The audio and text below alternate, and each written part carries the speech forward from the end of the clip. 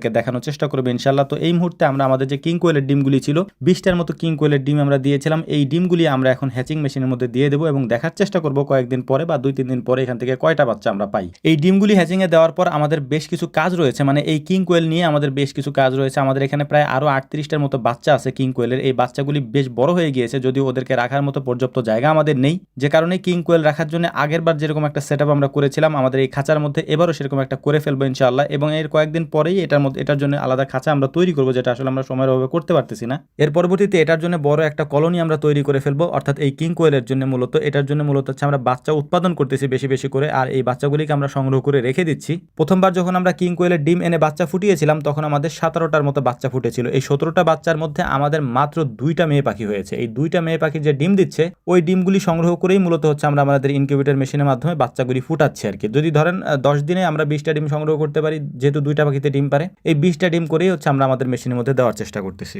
তবে এখন যে খাঁচাটা আমরা তৈরি করছি এই কিং কোয়েলের বাচ্চাগুলিকে রাখার জন্য এইটা মূলত একটা অস্থায়ী জায়গা, অর্থাৎ এখান থেকে আমরা এগুলিকে সরিয়ে ফেলবো, কারণ পর্যাপ্ত পরিমাণে পুরুষ পাখি থাকলে মেয়ে পাখিগুলির একটু সমস্যা হয়ে যায়, যেটা আমি কয়েকদিনে দেখলাম আর কি। এই জন্যই হচ্ছে এগুলাকে আমরা আপাতত কয়েকদিনের জন্য এখানে রেখে তারপর খাঁচা তৈরি করে সেখানে দিয়ে দিব।